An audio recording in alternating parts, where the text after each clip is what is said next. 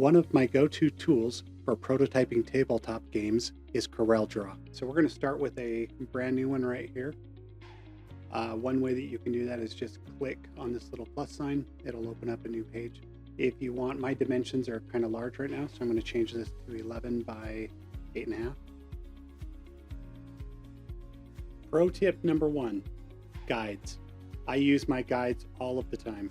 Guides work really easy. You just grab the ruler here and you can pull them out and you can set up whatever kind of guide you want. And then make sure up here in the snap to that you have guidelines checked. Otherwise, the guidelines really don't help a lot. So if I were to grab an object, come over here, you can see where it says edge and then intersection.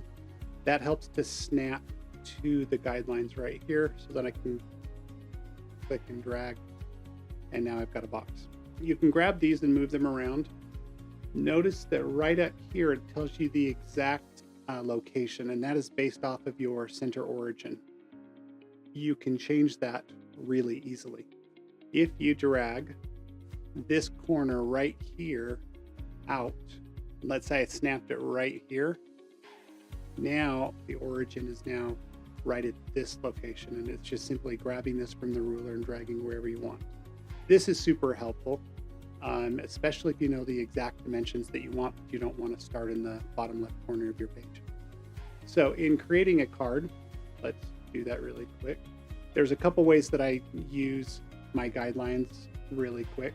If I know exactly what it is, the size that I want, and I've already dragged my 2 starting points and then reset my paper origin right to here, I can drag another one out and then simply type in the dimension. So a typical card is just slightly under 2.5 by 3.5 inches, so 2.48 inches. So there's my width. You can see that it instantly jumps to that mark based off of the origin that I set it up. So I can grab this one, drop it down, and now I can say, okay, I want this to be negative 3.48. Now, because CorelDraw has their origin in the bottom left, anything below the origin here is going to be negative. Or I could put my origin down on this corner. When you drag and drop a guide on your page, over here under objects, and you click on this one, it will show you all of the pages, including the master. And by default, all guides fall in the master page. However, each page has its own guides right here that you can place them in. You just have to be selected on that. So if you select this and then drag the guides, you can see how it's defaulting now to this. If I'm on a regular layer and I drag it, it's going to go back to the master layer. You can hide these really quick with the little eyeball right there. Click and hide that. I can also go up here to the page guidelines and do the same thing. Now, one of the other cool things about guidelines is you can also do diagonal. So if I drag a guideline out here and then I click on it a second time, I have my rotate icons on the side and I have my pivot point here in the center. If I were to drag that and move it right there, now as I grab these rotate handles, that's the place that it's going to rotate from. One of the other really nice features about this is that right up here, I can change and get the exact angle. So if I want a 30-degree angle exactly, I can type that in and it'll change. If I want a 45-degree angle, I can type it in and get it exact.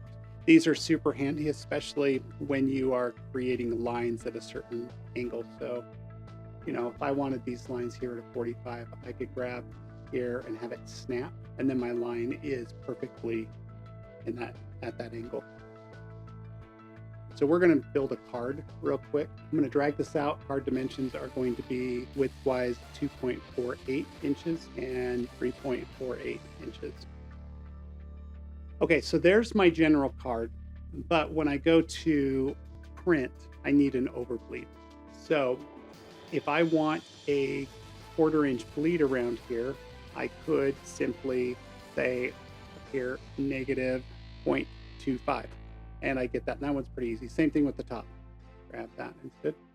and I can just simply say 0.25. But if I'm not really good with fractions, and I know that it's a 1/4 inch, but let's say I don't know that it's 0.25 inches, here's another really cool thing you can do. I'm going to delete this one. I can drag this out and say, okay, I know that I wanted a 1/4 inch above. I'm going to completely overwrite this piece and simply put in 1/4, 1/4. And since mine are in inches, that'll be 1/4 of an inch. And it knows automatically how to convert that, which is excellent because you don't have to mess with fractions. Also, I want the edge on this side to be exactly 1/4 inch out for my bleed. I can drag my new guide, snap it to this current guide, go up here to where the measurements are, and I can simply add 1/4 inch. So I don't have to figure out taking the 2.48 and adding the 2.54 to it. I can simply say, add that, hit enter, and it converts it automatically. And now I've got exactly my 1/4 inch around here. So I'll do the same thing for the bottom. I'm going to drag this down, snap it so that it's exactly the same. Go up over here in this corner. I'm going to, because we're going negative, I'm going to subtract 1/4. So it's pushing it the right direction.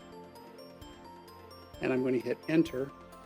And you see that that popped down exactly 1/4 inch. This is really useful if you have certain objects or designs in your card. So my card starts here. These are the overbleeds. And let's say that I want to find the exact center of this.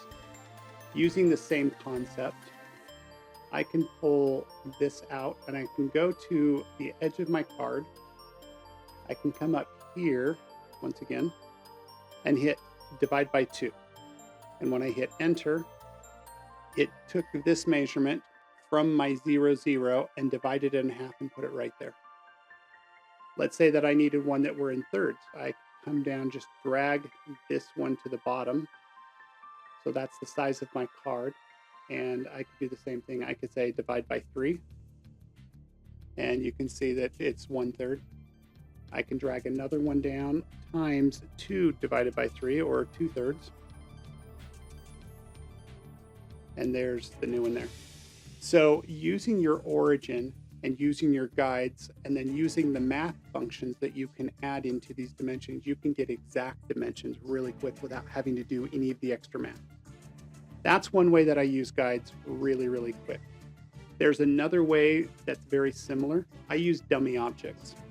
So often rectangles. For a dummy object, I can snap right here. I can just drag out whatever I want. Doesn't really matter. And then on the width, I can say, okay, this is going to be 2.48 inches. The height is going to be 3.48.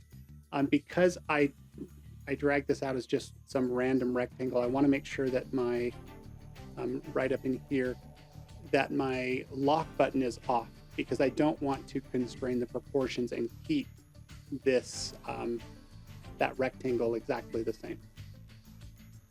So when I hit enter, it's going to do that.